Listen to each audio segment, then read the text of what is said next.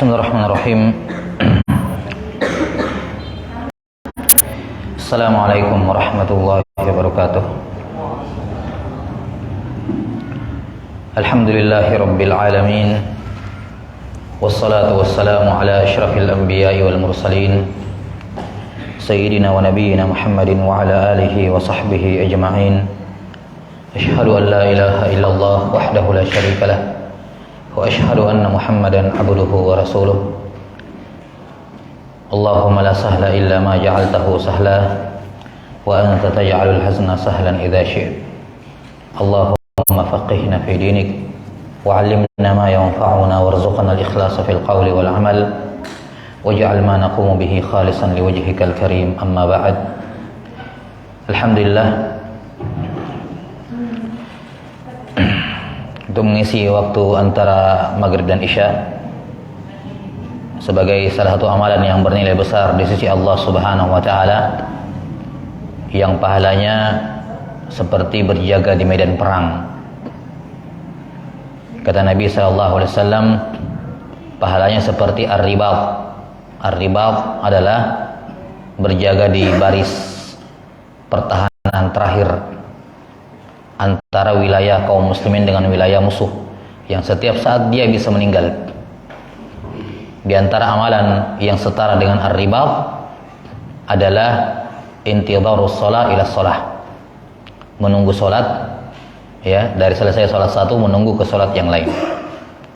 Maka untuk mendapatkan pahala ribat ini tidak cukup dengan niat taklim, tapi niat menunggu salat isya, baru dia mendapatkan pahala ini. Karena innama likulli imri'in ma nawa. Kalau kamu niatkan kamu dapat, kalau kamu enggak niatkan enggak dapat. Walaupun kamu melakukan amalannya, tapi kalau tidak meniatkan pahalanya, kamu enggak dapatkan pahalanya. Maka niatkan amalan secara spesifik untuk mendapatkan pahala secara spesifik pula. Maka ini amalan riba. Demikian pula di antara pahala menunggu salat dengan meniatkan menunggu salat adalah dia terhitung sementara salat, walaupun dia tidak sementara salat. Ma ziltum fis shalah man tadhartumus shalah, kata Nabi sallallahu alaihi wasallam. Setelah selesai salat, salam gitu, assalamualaikum warahmatullah, assalamualaikum warahmatullah, maka pahala salatnya belum selesai. Kamu terus ditulis pahalamu sebagai seorang yang sholat selama niatmu masih menunggu sholat berikutnya. Maka ini juga membutuhkan niat tersendiri. Maka menunggu sholat ini pahalanya luar biasa besar, apalagi diisi dengan amalan yang besar seperti menuntut ilmu yang sudah kita sebutkan di majelis asar tadi. Jemaah yang dirahmati oleh Allah Subhanahu wa taala, materi kita malam ini sebagaimana yang sudah disebutkan, ya. Kalau di pembahasan sore tadi kita membahas hadis al-musalsal bil mahabbah, maka di maghrib ini ada satu hadis yang juga kedudukannya agung di mata para ulama, yang dikenal dengan istilah al-musalsal bil awwaliyah atau al-musalsal bir rahmah. Jadi yang bikin pamflet ini typo ya, ada salah ketik situ. Bukan musalsal bir rahman, tapi bir rahmah pakai ha. Kenapa dikatakan musalsal bir rahmah? Karena isi hadisnya tentang rahmat, tentang kasih sayang antara satu muslim dengan muslim yang lain. Kenapa dikatakan musalsal bil awwaliyah? Sudah kita sebutkan tadi apa makna musalsal, yakni di setiap tabaqat sanadnya memiliki persamaan, ada kesamaannya semua. Dikatakan di sini musalsal bil awwaliyah karena setiap murid menjadikan atau hadis ini merupakan hadis yang paling pertama dia dengar dari gurunya. Pertama kali dia datang masuk ke rumah gurunya, mendengar gurunya menyampaikan hadis, ini hadis yang pertama. Ya, misalnya dia baru datang menuntut ilmu, dia datang ke suatu kota, di mana tempat Syekh Ustadz di sini, di masjid ini. Dia masuk ke masjid ini menunggu, pas ikut majelis yang pertama kali gurunya menyampaikan hadis ini. Maka dia katakan ini adalah hadis yang paling pertama saya dengar dari guru saya. hadits ini, kebiasaan ini termasuk kebiasaan baik yang dilanjutkan turun-temurun oleh para ulama. Kebiasaan baik ini secara tidak sengaja, ya, secara tidak sengaja, karena memang bukan disengaja dari awal. Secara tidak sengaja dimulai oleh seorang ulama yang bernama Abdurrahman ibnu Bishr ibnul Hakam. Abdurrahman ibnu Bishr ibnul Hakam. Ketika itu beliau datang ke majelisnya Sufyan ibnu Uyainah, imamnya kota Mekah, gurunya Imam Syafi'i rahimahullah, gurunya juga Imam Ahmad, ya, Sufyan ibnu Uyainah. Nah, ketika dia masuk ke majelisnya Sufyan ibnu Uyainah, ini hadis yang paling pertama kali didengar dari mulutnya Sufyan ibnu Uyainah. Sufyan ibnu Uyainah membawakan sanadnya, kata Sufyan ibnu Uyainah, ya, haddatsana Amr ibnu Dinar an Abi Qabus maula Abdullah bin Amr bin As an Abdullah bin Amr bin As radhiyallahu anhuma annahu qala Rasulullah sallallahu alaihi wasallam ar-rahimuna yarhamuhumur rahman irhamu man fil ard yarhamkum man fis sama. Kata Sufyan ibnu Uyainah membawakan sanadnya, menceritakan kepada saya guru saya Amr bin Dinar dari Abu Qabus, ya, maula budaknya Abdullah bin Amr. Kemudian Abdurrahman bin Bishr mulai membiasakan ini. Beliau rahimahullahu taala selalu membuka majelisnya dengan membawa hadis dari dia, baru mendengar hadis dari dia. Ini hadis yang paling pertama didengar dari mulutnya. Nah, ini kebiasaan ini terus berlangsung turun-temurun sampai di zaman sekarang juga. Sudah 15 abad kebiasaan ini berlangsung. Bukan 15 abad. Saya dari zamannya Sufyan ibnu Uyainah, afwan. Dari zamannya Sufyan ibnu Uyainah. Berarti sekitar berapa? Abad ketiga Hijriah atau abad kedua Hijriah. Dari abad kedua Hijriah. Kebiasaan ini berlangsung. Maka setiap guru ketika memulai majelisnya membacakan hadis ini kepada muridnya. Sehingga sanadnya sampai di zaman sekarang itu musalsabil awaliyah. Setiap murid mengatakan, menceritakan kepada saya guru saya, dan ini adalah hadis yang paling pertama saya dengar dari dia. Dia gurunya mengatakan, menceritakan kepada saya guru saya, dan ini merupakan hadis yang paling pertama saya dengar dari dia. Terus sampai ke atas, sampai ke Abdurrahman ibn Bishr mengatakan, haddatsana Sufyan ibnu Uyainah wa huwa awwalu haditsin sami'tuhu minhu. Ya. Ini kebiasaan. Dan kami juga mendengarkan hadis ini dari banyak orang guru, ada sekitar 200 guru kami dengarkan hadis ini, dan kami mendengarkan hadis ini, meriwayatkan hadis ini dari mereka, dan ini merupakan hadis yang paling pertama kami dengar juga dari mereka rahimahumullahu taala yang sudah meninggal wa hafizahum yang masih hidup. Nah, maka ini kebiasaan yang baik. Kenapa hadis ini dijadikan, walaupun awalnya bukan mau disengaja, tapi terbentuk kebiasaan di kalangan ulama turun-temurun untuk memulai hadis ini dengan memulai majelisnya dengan hadis ar-rahmah, hadis tentang kasih sayang. Kita akan terangkan betapa besar kandungan dari hadis ini, dan sangat tepat para ulama rahimahumullahu taala membuka majelisnya sebelum membacakan hadis-hadis lain kepada murid-muridnya, dibacakan kepada mereka hadis ini karena besarnya kandungan hadis ini. Kita lihat hadisnya. Nah, meriwayatkan dengan sanadnya sampai kepada sahabat Abdullah ibnu Amr ibn As radhiyallahu taala anhuma. Beliau dan ayahnya adalah sahabat Amr ibn As. Kata beliau, qala Rasulullah sallallahu alaihi wasallam, Rasulullah sallallahu alaihi wasallam bersabda, ar-rahimuna yarhamuhumur rahman. Orang-orang yang menyayangi itu akan disayangi oleh Ar-Rahman. Irhamu, seorang penuntut ilmu hendaknya yang menjadi sifat dasarnya dia adalah rahmat, bukan benci. Sifat dasarnya adalah kasih sayang, bukan benci. Seorang penuntut ilmu seperti itu. Apa artinya sifat dasar? Sifat dasar adalah sifat yang mendasari semua perbuatan dia.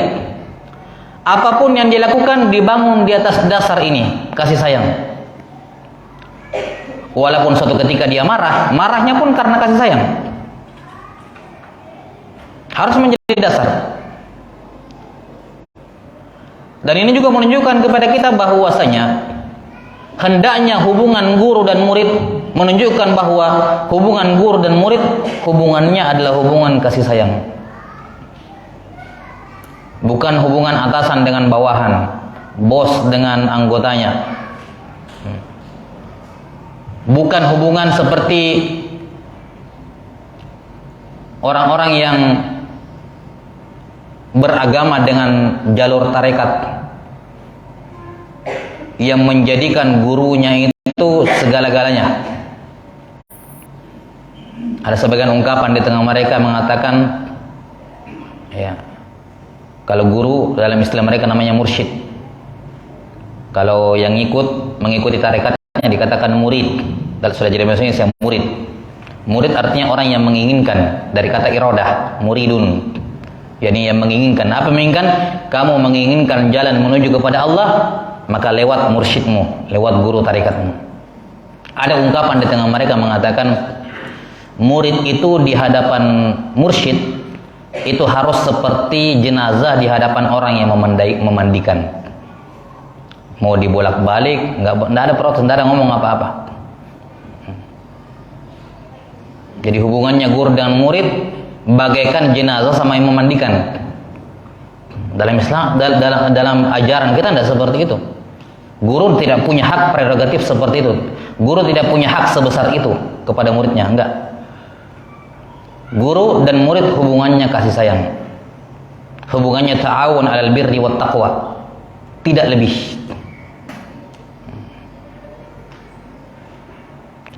Karena itulah bagaimanapun besarnya, tetap hak orang tua lebih besar dibandingkan guru. Guru bilang ayo pergi belajar, kata orang tua jangan, tidak boleh bantu saya di rumah, harus bantu di rumah. Karena hak orang tua lebih besar dibandingkan hak guru. Dan karena itulah para ulama mengatakan bahwa fatwa ulama itu tidak bersifat mengikat. Ulama itu hanya memberikan nasihat dan tuntunan. Yang mengikuti alhamdulillah, kalau yang tidak mengikuti tidak boleh dihukum. Tidak boleh. Beda dengan keputusan qadhi. Dalam pembahasan fikih ada bedanya qadhi dengan mufti. Kalau qadhi itu hakim. Kapan qadhi mengeluarkan keputusan, siapa yang tidak lakukan dihukum, dipenjara atau ini semacamnya. Tapi kalau mufti, dia memberikan fatwa hukumnya adalah ini, yang mengerjakan alhamdulillah, yang tidak boleh dihukum. Kenapa? Karena hukum mufti tidak bersifat mengikat. Beda dengan hukum dari qadhi, hakim. Kenapa? Karena mufti mengeluarkan fatwa atas dasar kasih sayangnya kepada umat, bukan untuk mengikat mereka. Karena guru tidak punya hak untuk mengikat murid-muridnya. Karena itulah kalau ada seorang guru mengeluarkan statement, kemudian dia mengatakan ini yang sepakat dengan saya bagus, yang tidak sepakat dengan saya awas, ada hukuman sosial, dijauhi dan semacamnya. Ini bukan guru yang benar. Tidak boleh mengambil ilmu dari guru seperti ini. Kenapa? Dia tidak membangun hubungannya di atas dasar kasih sayang. Dan seperti itu guru. Maka para ulama membuka hadis ini untuk mengingatkan bahwa hubungan guru dengan murid adalah kasih sayang. Hendaknya penuntut ilmu dan guru sifat dasarnya adalah menyayangi orang lain. Itu dasarnya. Tidak peduli siapapun dia, selama dia muslim, hukum asal kita kepada seorang muslim adalah apa? Mahabbah. Cinta, rahmat kepadanya. Itu hukum asal. Bagaimana tidak? Kenapa kita keberatan menjadikan rahmat sebagai sifat dasar kita? Sementara Allah sendiri, sifat rahmat pada diri Allah itu kan sifat dzatiyah. Ini kan akan terangkan lebih jauh nanti. Sifat dzatiyah bukan sifat fi'liyah. Ini kandungan tauhid dalam hadis ini. Sifat rahmat itu sifat dzatiyahnya Allah, bukan sifat fi'liyah. Sifat dasarnya Allah Ta'ala yang tidak pernah Allah tidak bersifat dengannya. Ini Allah biar bagaimanapun marahnya, tetap dasarnya kasih sayang. Tidak pernah Allah tidak menyayangi, tidak pernah. Nah, ini hendaknya menjadi sifat dasar seorang muslim. Seorang penuntut ilmu, guru dan murid hendaknya membangun dasar amalannya di atas kasih sayang. Ini tujuannya para ulama membawakan hadis ini di awal majelis mereka, mengingatkan mereka bahwa tujuan mereka belajar itu untuk menyebarkan kasih sayang. Tujuan mereka belajar untuk menyayangi orang lain. Tujuan mereka mempelajari hadis Nabi, mendengarkan hadis Nabi, menyampaikan hadis Nabi untuk menyebarkan kasih sayang. Tujuannya itu.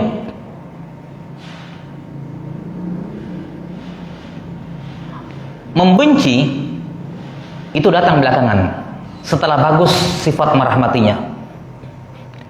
Jelas sampai sini? Bukan dilarang membenci. Dalam Islam ada anjuran membenci, tapi bukan itu sifat dasar. Bukan itu sifat dasar seorang muslim. Ya. Membenci kamu lakukan kalau kamu sudah bagus, sudah bisa, sudah benar cara menyayangi, sudah benar cara mencintai, baru kamu boleh membenci. Karena orang yang membenci tanpa tahu apa itu kasih sayang, orang yang membenci tanpa tahu bagaimana itu cinta yang benar, dia akan membenci membabi buta. Kenapa? Dia tidak pernah dengar, dia tidak pernah kenal lawannya. Orang yang membenci secara proporsional adalah orang yang sifat dasarnya adalah kasih sayang, tahu bagaimana cinta dalam agama, mahabbah dalam agama, bagaimana kasih sayang dalam agama. Kemudian ketika dia benci, bencinya pasti insaf.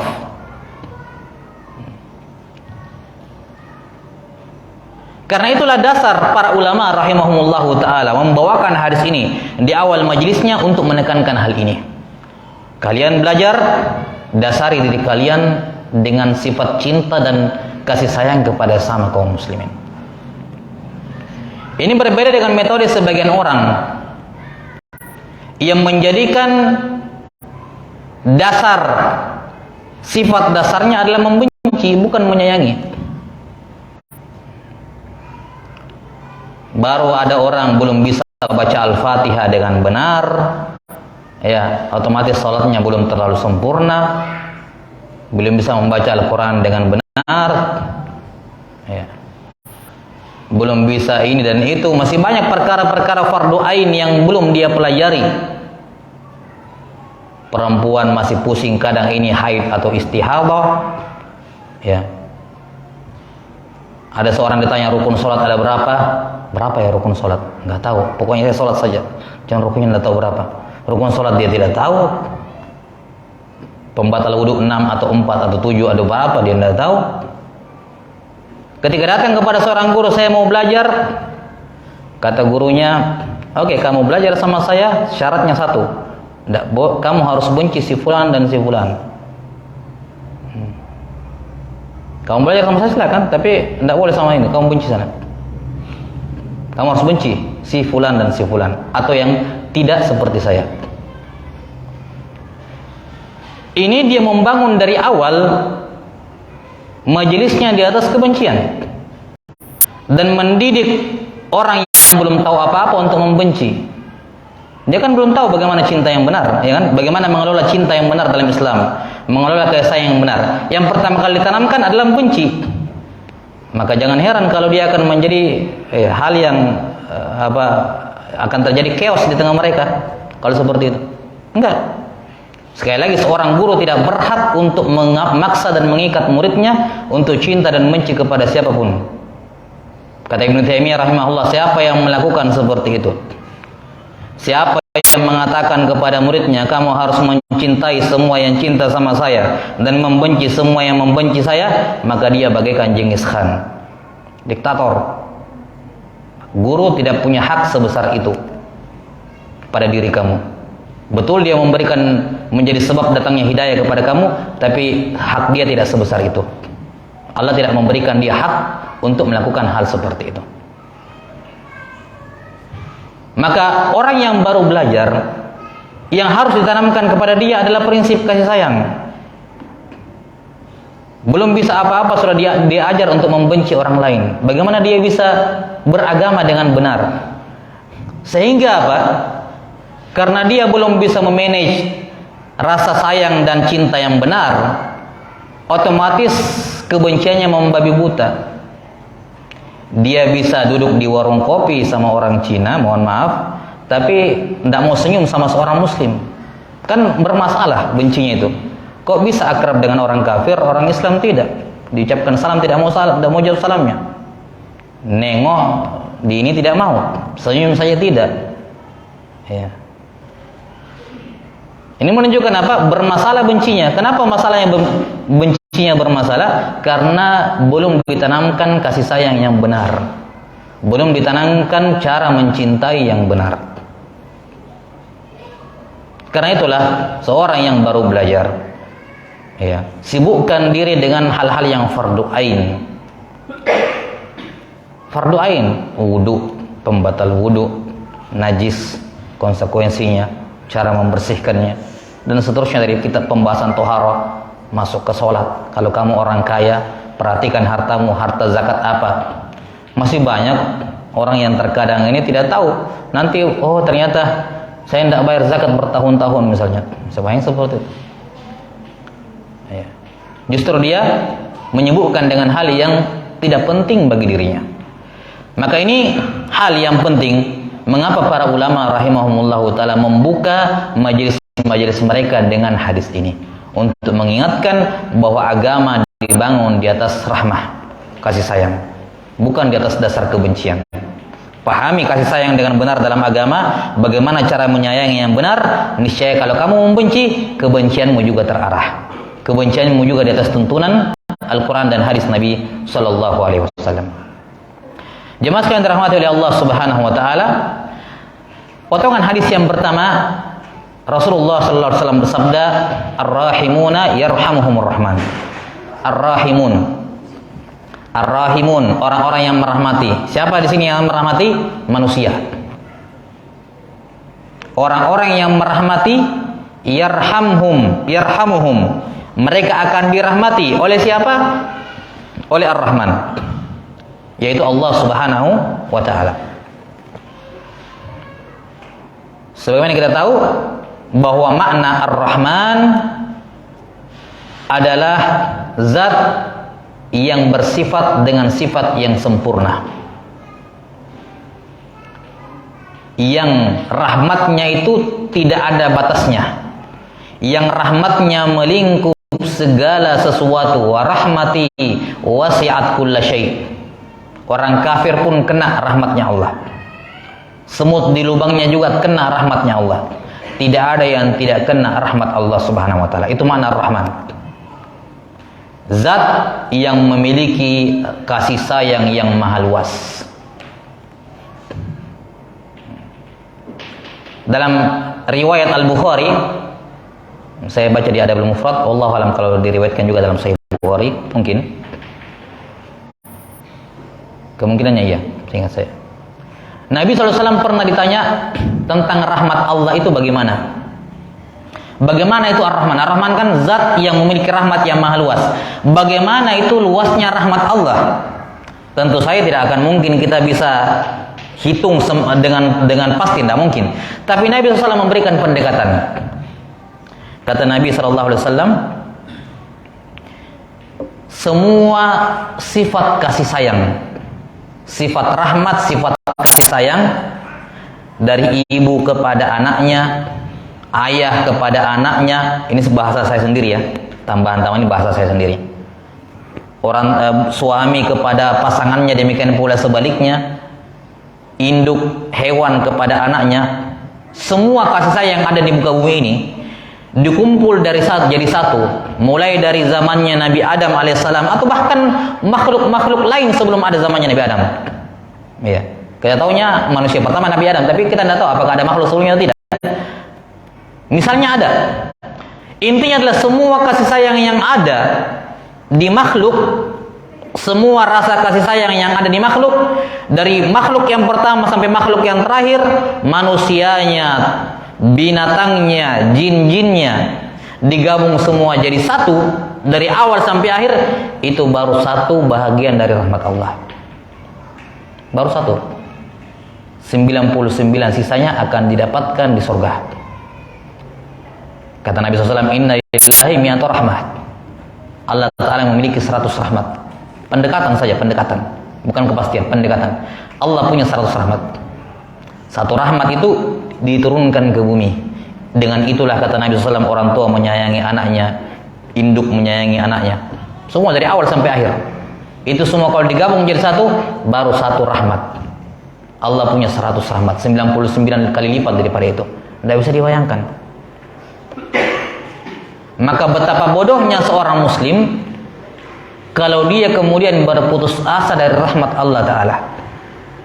Betapa piciknya pikiran dia kalau dia sampai berpikir Allah tidak merahmati saya. Dan betapa buruknya sangkaan dia kepada Tuhannya ketika dia terjerumus dalam dosa, bertubi-tubi melakukan dosa, terpuruk dengan sebetul-betulnya terpuruk karena dosa, sampai dia mengatakan sudah Allah tidak merahmati saya. Ini suudzon kepada Tuhannya. Kalau dia tahu Tuhannya seluas itu rahmatnya, tidak ada sedikit pun kemungkinan dia akan putus asa akan rahmat Allah Ta'ala. Tidak ada. Makanya ada seorang Arab Badui, lihat dengan fitrahnya dia. Ketika Nabi SAW menyampaikan dalam hadis bahwa Allah Ta'ala memiliki sifat al-dhahik, sifat tertawa, dia langsung mengatakan, ya apa maknanya, bagaimana mungkin ya kita akan berputus asa atau berburuk sangka kepada Tuhan yang tertawa. Ya, tentu saja sifat Allah tidak sama seperti makhluk. Ini saya kira sudah sering dipelajari dalam Tauhid Asma wa Sifat. Intinya Arabi ini mengatakan kalau Tuhan kita seperti itu, kok bisa-bisanya ada orang yang putus asa dari rahmat Allah Ta'ala? Jangan. Tidak peduli bagaimanapun terpuruknya keadaanmu, selalu optimis akan rahmat Allah Ta'ala. Karena rahmat Allah sangat luas. Tidak ada yang tidak kenal rahmat Allah. Suatu ketika ada seorang pemuda. Pemuda ini pelaku maksiat. Disebutkan kisahnya oleh Ibnu Abi Dunya dalam kitabnya Husnul Dzan billah. Ini pemuda ini pelaku maksiat. Mamanya nasihati, tidak didengarkan. Pamannya nasihati juga tidak didengarkan. Akhirnya sakratul maut. Pamannya datang. Dia lihat pamannya, dia lihat mamanya sudah nangis-nangis. Sedih, anaknya meninggal dalam keadaan berbuat maksiat. Ya. Maka dia tanya, wahai pamanku, kenapa ibuku menangis? Tanya, dia sedih dengan keadaan kamu. Dia sedih dengan keadaan kamu. Oh, habiskan umurmu, masa mudamu dengan kemaksiatan, sekarang sudah mau meninggal. Apa yang kamu bawa? Ya. Pemuda ini pelaku maksiat, tapi dia kenal dengan Tuhannya, kenal dengan Allah Ta'ala. Ya. Pelaku maksiat, tapi dia kenal dengan Allah. Ya. Ada pelaku maksiat seperti itu. Ya. Ada pelaku maksiat seperti itu. Ada sahabat yang berapa kali didatangkan kepada Nabi SAW, dicambuk gara-gara minum khamar, ya kan, berulang-ulang. Sahabat Nabi minum khamar, pelaku maksiat, tapi dia kenal Tuhannya. Ini sekedar percontohan bahwasanya terkadang ada orang yang melakukan kemaksiatan, Allah masih berikan kebaikan kepada dirinya. Dia mengatakan, anak muda ini pelaku maksiat tapi kenal Tuhannya. Dia mengatakan, wahai pamanku, kenapa ibuku menangis? Memangnya saya mau pergi kemana? Ini sekarang saya mau mati, saya mau pergi kemana? Saya bukan mau pergi kemana-mana, saya mau kembali kepada Tuhanku yang menciptakan saya. Saya yakin dia akan mengampuni saya. Dia menciptakan saya. Jadi apa? Husnuzon kepada Allah ketika dia meninggal. Kata Nabi SAW, la yamutanna ahadukum illa wa huwa yuhsinu dhanna bi rabbih. Jangan sekali-kali kalian meninggal, seseorang meninggal kecuali dalam keadaan baik sangka kepada Tuhannya. Apa baik sangkanya pemuda ini? Memangnya saya mau kemana? Saya itu kalau meninggal bukan mau pergi ke siapa-siapa. Saya pulang kepada pencipta saya. Bukan kepada siapa-siapa, dia yang menciptakan saya. Saya pulang kepadanya. Memangnya mau kemana lagi? Kenapa nangis? Wahai ibuku. Saya tidak mau pulang kemana-mana. Saya mau pulang kepada yang menciptakan saya. Dan saya tahu dia maha merahmati. Kata Allah Ta'ala, ana inda dhanni abdi bi. Saya memperlakukan hambaku sesuai dengan sangkaannya kepadaku. Anak muda ini berprasangka baik sebelum dia meninggal. Saya berprasangka baik, Allah akan mengampuni saya. Ini lihat, husnuzon. Tidak putus asa dari rahmat Allah Ta'ala sebesar apapun dosa yang dilakukan. Bukan tentunya menggampangkan dosa, bukan. Tapi kalau ada orang yang seperti ini keadaannya, jangan dia putus asa dari rahmat Allah. Kisah yang lain juga disebutkan oleh Ibn Abi Dunya, kisah yang lebih menarik lagi. Sama seperti ini, kisahnya seorang pemuda dinasihati juga oleh pamannya. Dinasihati juga oleh pamannya. Kemudian ketika sakaratul maut, pamannya datang. Iya. Dia bilang pamannya, nah lihat sekarang. Kalau kita bilang dipecik dah, ya. Nah, sekarang dari dulu saya nasihati kamu, nggak dengar. Sekarang begini sudah, mau mati. Apa lagi? Apa yang kamu bawa? Dari dulu nasihati ini berhenti, tidak mau. Lihat ibumu sana nangis. Pemuda ini pelaku maksiat, tapi kenal dengan Tuhannya. Tahu Allah Ta'ala, tahu Ar-Rahman. Allah berikan hidayah kepadanya, berikan pengetahuan kepadanya tentang Tuhannya. Dia mengatakan, wahai pamanku, seandainya nasibku pada hari kiamat diserahkan kepada ibuku, ibuku yang menentukan nasib saya di hari kiamat, surga atau neraka, kira-kira saya akan selamat atau tidak? Kata pamannya, jelas pasti selamat. Orang ibumu sangat sayang sama kamu. Biar bagaimana buruknya kamu, kalau ibumu yang menentukan nasibmu pada hari kiamat, pasti kamu masuk surga. Kata pamannya. Ya kan? Ini kan jelas sekali ya. Ibu biar bagaimana buruknya anaknya, kalau disuruh tentukan anakmu surga atau neraka, pasti dibilang surga. Pasti.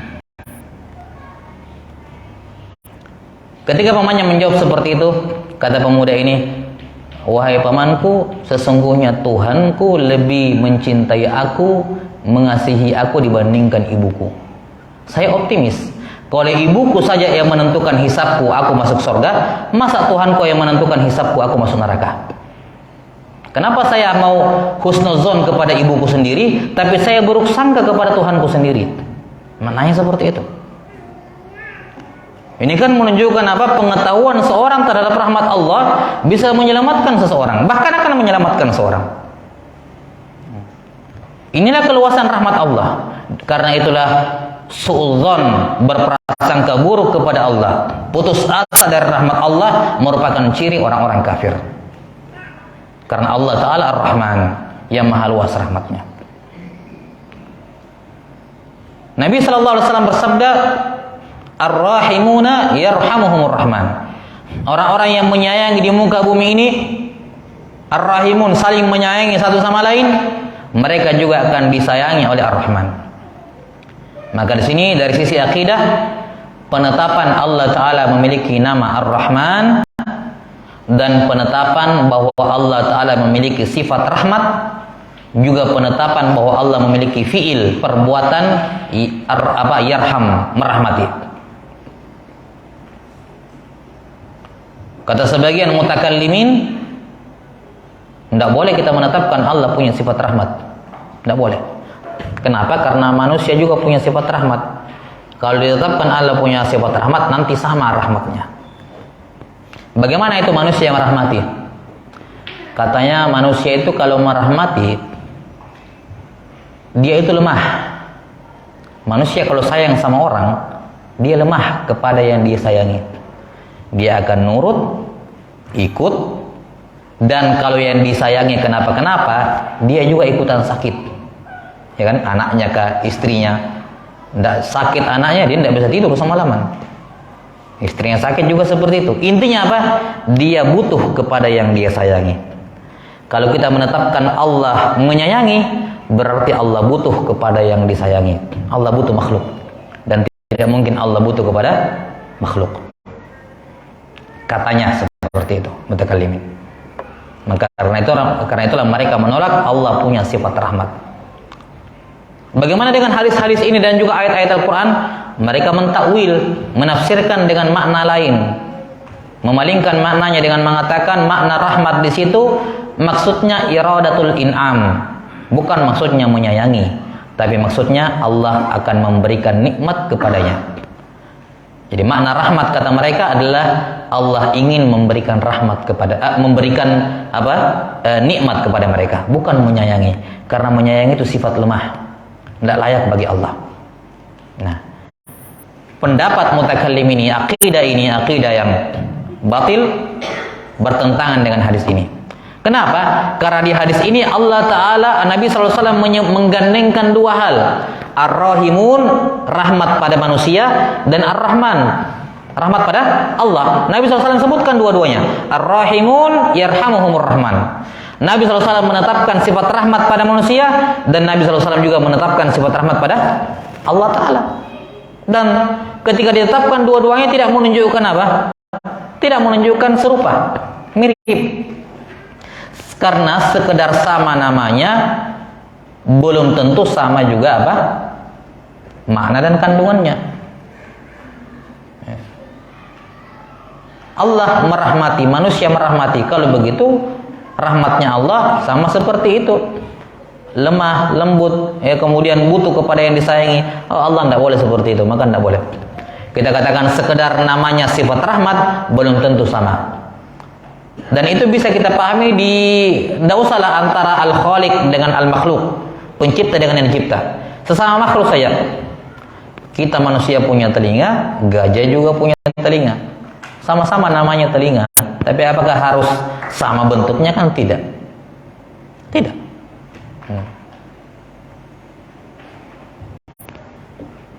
Manusia punya kaki, semut punya kaki, sama-sama kaki namanya, tapi tidak sama. Maka kesamaan nama tidak mengharuskan kesamaan sifat dan makna. Ya, tidak mesti sama. Ya, ini makna secara menyeluruh maksudnya, makna secara sempurna. Tapi ini pelajaran dari sisi tauhid asma wa sifat. Kemudian Nabi SAW bersabda, Ar-Rahimuna yarhamuhumur Rahman. Orang yang menyayangi, merahmati, itu disayang oleh Ar-Rahman. Irhamu man fil ard, maka rahmatilah semua yang ada di bumi. Karena Allah juga merahmati semua yang di bumi. Orang muslim, kafir, manusia, jin, binatang yang hidup, benda mati, semua mendapatkan rahmat Allah Subhanahu wa taala. Tidak ada yang tidak dapatkan rahmat. Walaupun kita tahu rahmat Allah ada dua kan, ada rahmat umum dan ada rahmat khusus. Rahmat khusus itu hanya diperoleh oleh orang-orang beriman. Kalau rahmat umum selainnya, orang kafir, binatang, rahmat umum.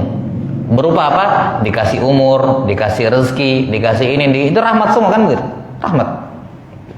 Rahmat bersifat khusus, hidayah, Islam, iman, ilmu, ibadah. Terlepas dari ada hidayah umum dan ada hidayah khusus, semua makhluk mendapatkan rahmat Allah Ta'ala.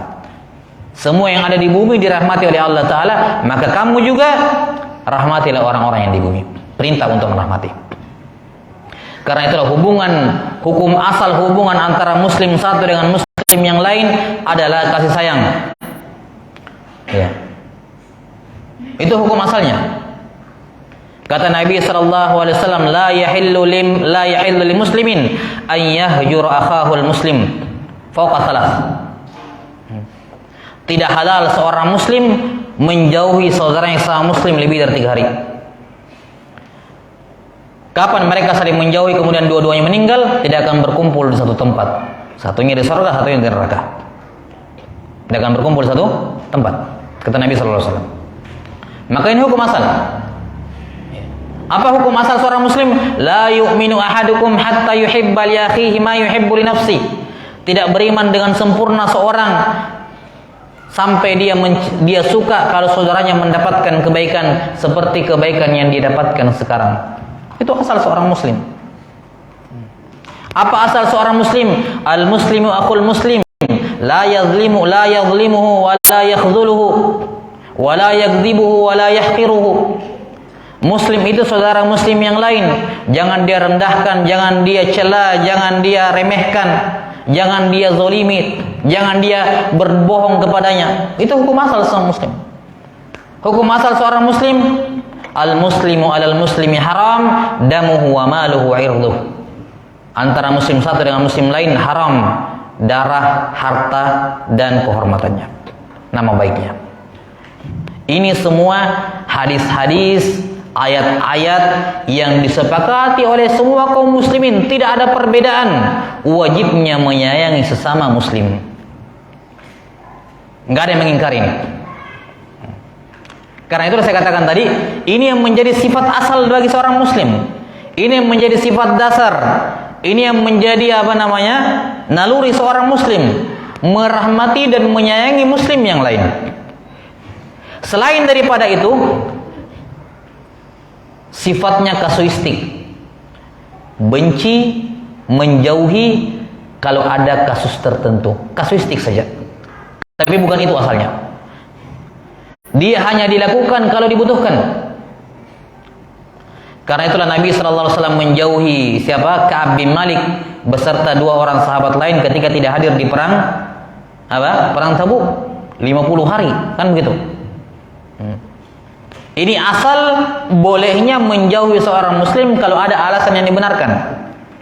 Tapi para ulama menjelaskan hadis ini bahwa hajar, menjauhi dan tidak mengajak bicara seorang muslim hanya dilakukan kalau dugaan besar kita itu akan membuat dia jerah. Apa tujuannya menghajar, menjauhi, tidak diajak bicara? Tujuannya supaya dia tahu dia salah. Dia tahu dia salah, dia menyesal, kembali kepada kebenaran. Itu tujuannya. Ya.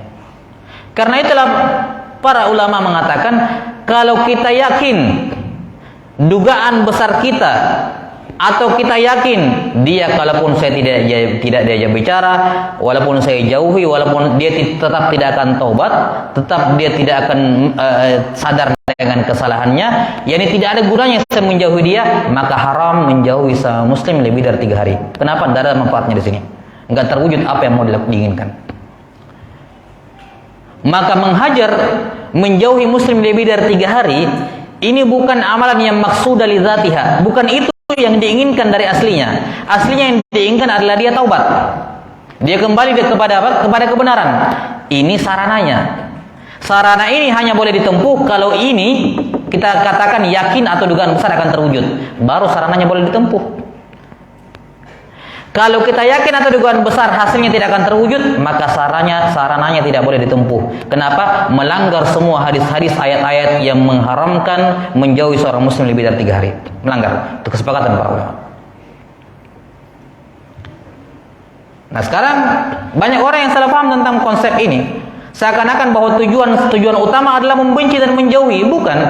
Itu hanya sarana. Tujuan utama adalah supaya dia sadar. Kalau dia sadar, tempuh cara ini. Kalau dia tidak akan sadar, dia tidak sadar juga, jangan tempuh cara ini, karena ini asalnya haram. Hukum asal menjauhi muslim lebih dari 3 hari, tidak mengajak bicara yang lebih dari 3 hari, hukum asalnya adalah haram. Hanya boleh dilakukan dalam konteks darurat, yaitu kalau membuat dia taubat. Kalau dia tidak taubat juga, ngapain dilakukan? Haram. Karena itulah para fuqaha, para ulama menyebutkan di antara syarat penetapan, di antara syarat menerapkan hajar, memboikot dan menjauhi adalah kalau yang menghajar itu, menjauhi itu mayoritas. Sebagaimana di zaman Nabi sallallahu alaihi wasallam, seperti di zamannya Imam Ahmad, seperti di zamannya para alim ulama yang tersebut dalam buku-buku akidah mereka. Tapi kalau di satu RT kamu minoritas, kamu mau menjauhi yang mayoritas, kan tidak ada gunanya. Apa tujuannya? Kamu sendirian di hadapan 20 orang yang melakukan kemaksiatan. Saya mau boikot. Itu bukan boikot namanya. Boikot itu orang yang diboikot akan merasa terasing. Itulah yang terjadi pada Ka'ab bin Malik. Itulah yang dirasakan oleh para penganut bidah di zaman para imam. Sempit jalannya. Sehingga dia taubat. Tapi kalau itu tidak berpengaruh apa-apa, ngapain? Maka menerapkan kalam para ulama tentang memboikot dan seterusnya, itu juga harus melihat situasi dan kondisi. Di zaman dahulu, ulama yang mengamalkan itu ahlus sunnah mayoritas, ahli bid'ah minoritas. Sehingga kalau diboikot jelas kerasa. Itu kalau kita mau menerapkan 100% di zaman sekarang, belum tentu maksimal. Itu hanya bisa terjadi kalau kamu di lingkungan ahlus sunnah juga mayoritas. Yang melakukan kebid'ahan mayoritas, dijauhi, iya, dia akan merasa sendiri. Ya. Nah, inilah fikih dalam beramal. Makanya seperti kita katakan dari awal tadi, bahwa asal seorang muslim itu jangan membuang dalil-dalil yang disepakati, dalil-dalil yang sudah jelas kewajiban menghormati seorang muslim, menyayangi seorang muslim, dengan hal-hal yang sifatnya kasuistik, yang hanya bisa dilakukan kalau dibutuhkan. Kalau nggak dibutuhkan, jangan dilakukan. Karena kita punya hukum asal, haram tidak bicara kepada seorang muslim lebih dari 3 hari. Tidak peduli apapun alasanmu. Selama itu bukan alasan yang dibenarkan oleh agama, hukumnya haram. Tidak bicara dengan seorang muslim, menjauhi seorang muslim lebih dari 3 hari. Sedikit contoh untuk mempertegas masalah ini.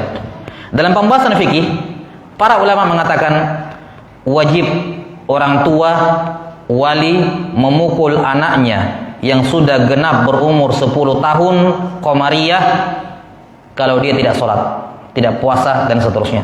Wajib dipukul. Apa syaratnya? Ada 6 syarat, 7 syarat disebutkan oleh ulama. Ya. Ada 6 syarat. Salah satu syarat yang saya ingin sebutkan adalah syarat bolehnya memukul anak kalau dia tidak sholat, tidak puasa pada umur 10 tahun adalah kita yakin atau menduga dengan dugaan besar kalau kita pukul dia sholat. Kalau kita tidak pukul dia tidak sholat. Tapi kalau kita pukul dia akan sholat. Kalau seperti ini, iya dipukul. Tapi kalau ada anak, kita sudah tahu tipikalnya, dipukul tidak sholat, maka seperti ini haram dipukul anak, tidak boleh. Ada kan tipikal anak seperti itu, disuruh sholat tidak mau, dipukul juga tetap tidak mau sholat, sudah tahu tipikalnya, maka seperti ini tidak memenuhi syarat, maka haram memukul anak. Haram, karena hukum asal memukul anak itu haram dalam Islam, tidak boleh. Hanya boleh dilakukan kalau jelas tujuannya akan terwujud, yaitu apa? Dia akan sholat kalau sudah dipukul, dia akan puasa kalau sudah dipukul. Kata para ulama, kalaupun dia dipukul dan dia tetap tidak sholat, maka tidak boleh dipukul. Kenapa? Tujuannya tidak terwujud. Ngapain ini ditempuh? Ini kan haram. Ini kan haram, memukul anak kan haram. Kalau ini jelas tidak terwujud, ngapain ini dipaksakan ditempuh? Kamu terjatuh dalam hal yang haram. Syarat yang lain, tidak boleh memukul sampai mencederai. Tidak boleh. Kapan mencederai? Hukumnya haram. Walaupun dia tidak sholat, tapi kalau dipukul sampai mencederai, berdosa orang tuanya, berbekas dan semacamnya. Tapi ada anak begini, ada anak kalau dipukul disentil begini toh tidak sholat. Tapi kalau dipukul keras sampai berbekas baru sholat. Dipukul, kalau dipukul ringan tidak sholat.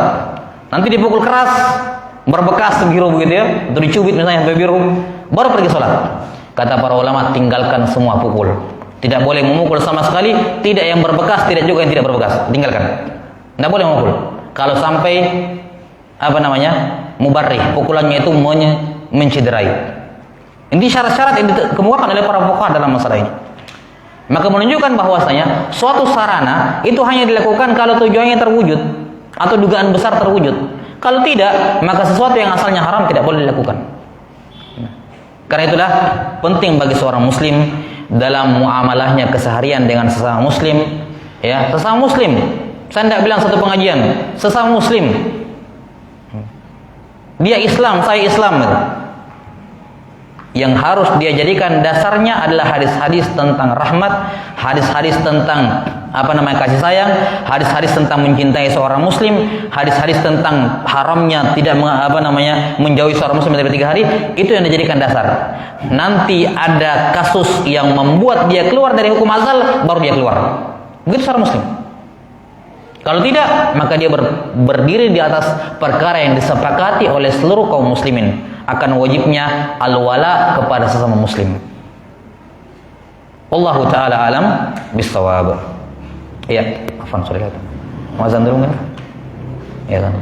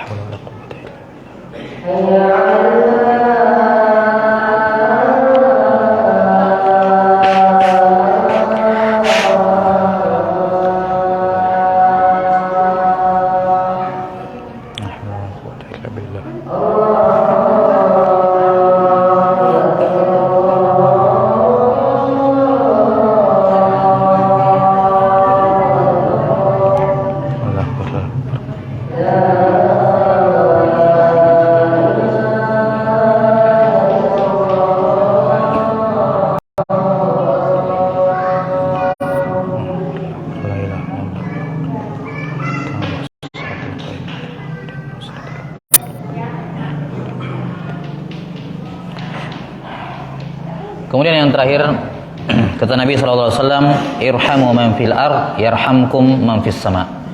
Sayangilah siapa yang ada di bumi, niscaya yang di langit akan menyayangimu. Di sini yang dimaksud dengan yang di langit adalah Allah Subhanahu wa taala. Ya, dan ada yang mengatakan yang dimaksud di langit adalah malaikat, tapi tidak bertentangan. Ya, ini kalau di malaikat di langit, ya Allah taala dekatnya malaikat, kan begitu. Jadi tidak ada iskal. Ya. Siapa yang di langit akan merahmatimu. Tapi sudah jelas di sini dari kalimat sebelumnya bahwa yang dimaksud dengan manfis sama adalah Ar-Rahman, karena kan disebutkan sebelumnya.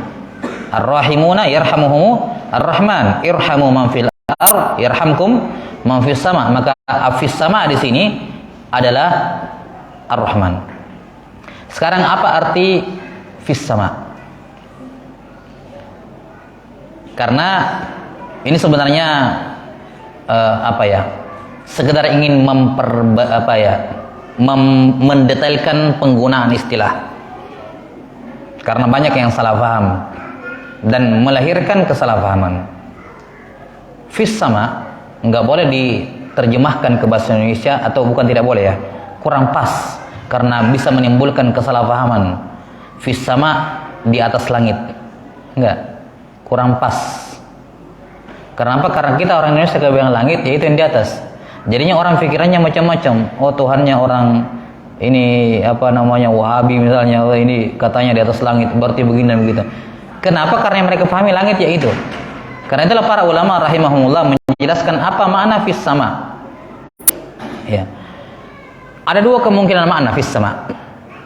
Kita mulai dari huruf fi. Fi dalam bahasa Arab makna asalnya adalah dzarfiyah. Apa artinya dzarfiyah? Di dalam. Kalau dikatakan al-ma'u fil kuz, air di dalam gelas, yakni gelas meliputi air, mengelilingi air. Air berada di dalam apa? Gelas. Itu makna fi, dzarfiyah. Nah, kalau fi kita mau maknakan dengan makna aslinya, makna dzarfiyah, maka as-sama tidak boleh diterjemahkan langit. Tidak boleh. Karena maknanya Allah diliput oleh langit, dan itu yang banyak dipahami oleh orang yang mendengarkan kalimat ini. Jadinya misinformasi. Berpikir bahwa ini orang mengatakan langit berarti Allah begini dan enggak. Kalau fi-nya diartikan dzarfiyah, maka as-sama diterjemahkan dengan makna bahasa. As-sama bermakna al-ulu, di atas. Makanya semua yang ada di atas kita dikatakan langit. Kalau ini langit-langit dikatakan sama, bisa. Secara bahasa langit-langit ini masjid dikatakan sama. Kenapa? Dia di atas saya. Semua yang di atas kita itu sama. Karena sama secara bahasa bermakna di atas. Sehingga kalau kita artikan fi sebagai dzarfiyah, bermakna di lingkup, maka maknanya Allah Subhanahu wa taala berada pada ketinggian. Berada pada apa? Ketinggian. Nah, ketinggian yang dimaksud di sini jangan ketinggiannya makhluk, bukan. Kita kan manusia mengenal 6 arah ya, atas, bawah, kanan, kiri, depan, belakang, ya. Ini makhluk, atas itu makhluk, bawah makhluk, sebagaimana kanan, kiri, depan, belakang makhluk.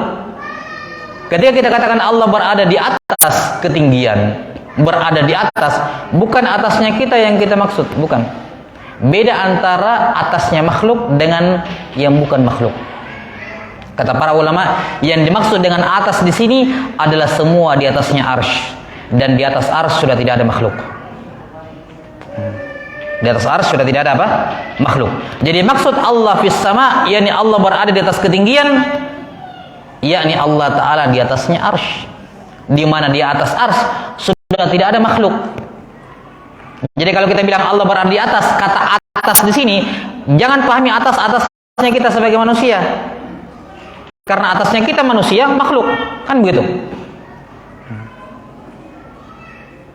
Jadi kaidah asalnya kita berbicara tentang Allah jangan kiaskan dengan makhluk, jangan kiaskan dengan makhluk. Kalau dikatakan Allah berada di atas, beda dengan kalimat plafon berada di atas, beda. Itu atasnya saya. Atas itu arah, dan arah mata angin itu semuanya makhluk ciptaan Allah. Tidak mungkin Allah diliput oleh makhluk ciptanya, termasuk arah atas, enggak. Itu makhluk. Tidak boleh kita katakan Allah berada di atas, karena atas itu makhluk. Kalau atas yang kita maksudkan atasnya kita sebagai makhluk hidup. Atas yang dimaksud di situ kata para ulama, yakni di atas arsy, yang mana itu bukan lagi, tidak ada lagi makhluk di atas itu. Itu maksudnya.